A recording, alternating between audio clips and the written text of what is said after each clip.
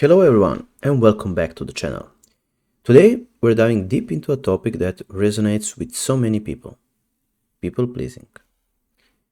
If you are someone who feels like you constantly have to say yes to others, sacrifice your own needs for the sake of approval, or shape shift just to keep the peace, you're not alone. People pleasing can feel like a full time job, and it's one that often leaves us drained, resentful, and disconnected from who we truly are. But it doesn't have to stay this way. In this video, I'm going to guide you through what people pleasing really is, why it's so hard to stop, and most importantly, how to break free from it. By the end, you will walk away with practical strategies that can empower you to reclaim your time, energy, and self-worth. So, let's get started. First, what is people pleasing and why do we do it? At its core, people pleasing is the tendency to prioritize others' needs, desires, and expectations above our own.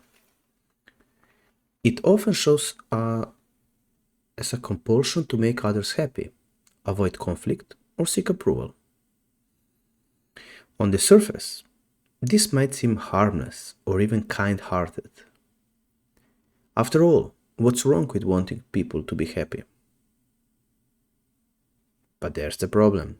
When your own identity, boundaries, or emotional well-being is repeatedly sacrificed, people-pleasing stops being kindness. It becomes self-neglect. You might end up feeling anxious, burnt out, or even bitter about all the things you say yes to. Why do we do it? There are many reasons. First, fear of rejection. Many people pleasers have a deep-seated fear that saying no will lead to disapproval or abandonment. Low self-esteem. If you don't see yourself as inherently valuable, you might believe that your own worth comes from pleasing others, that it comes from other people. Past experiences.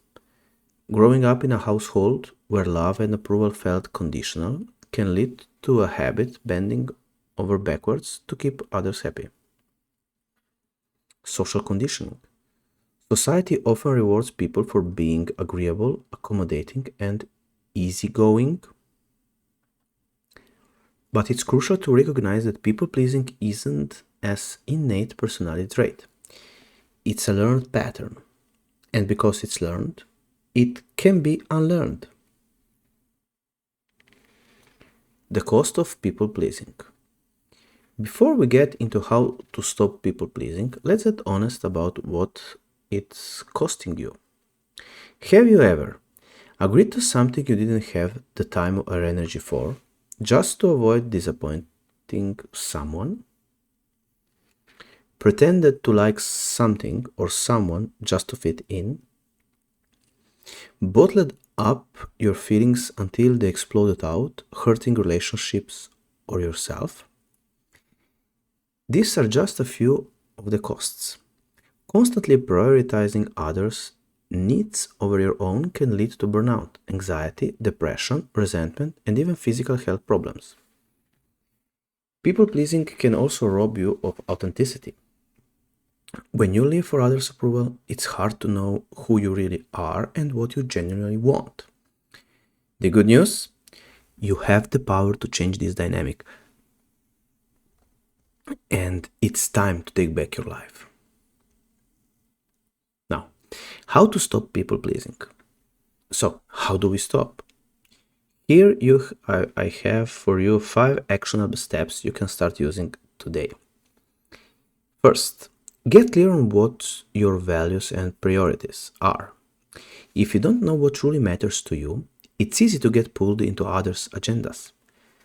Take some time to reflect. What do you stand for? What makes you feel fulfilled? Once you're clear on your values, use them as a compass. Ask yourself, does this request align with my values? Does it help me over closer to what I truly want?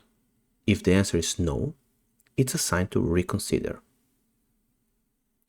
2. Learn to say no, preferably with compassion. For many people pleasers, the word no feels like a dirty word. but it doesn't have to be harsh. Practice saying no respectfully and kindly. I appreciate you thinking of me, but I have to pass this time. I can't commit to that right now.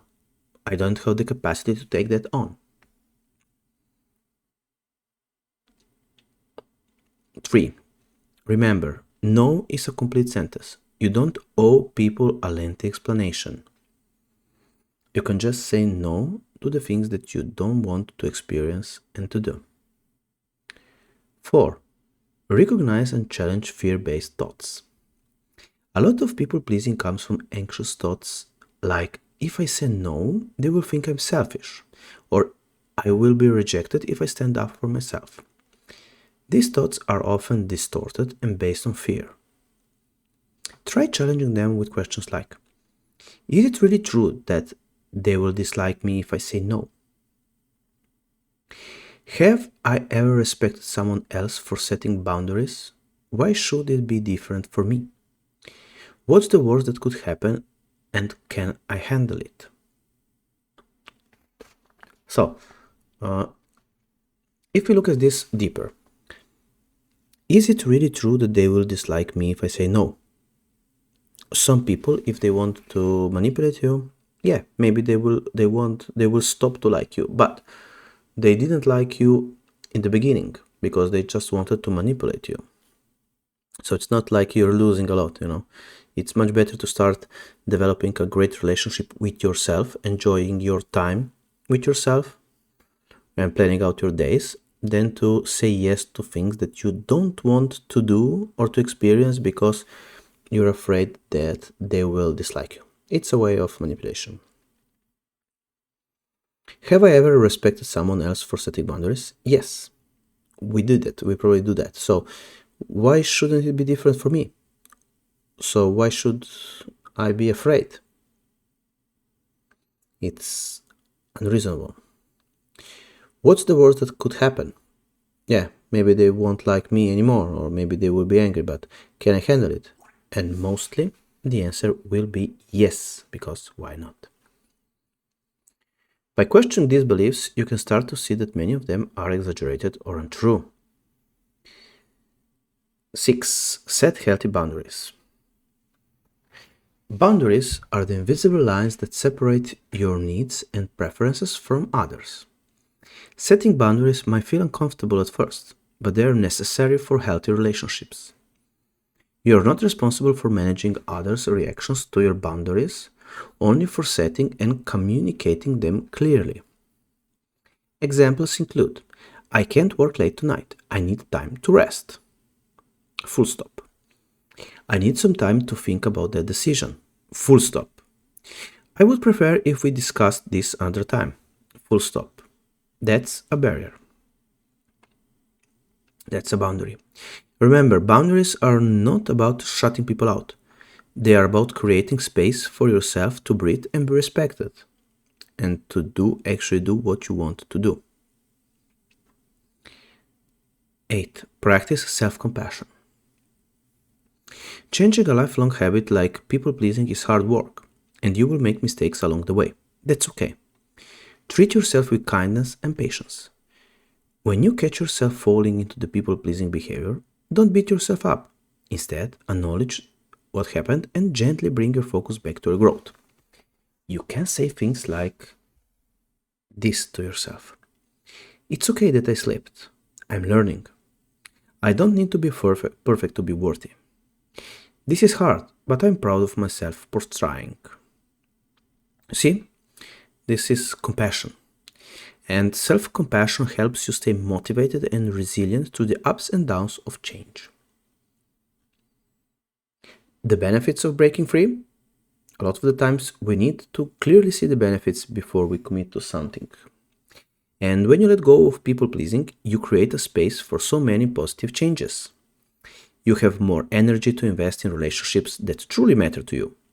You can pursue your passions without fear of what others will think. And most importantly, you get to be yourself, unapologetically.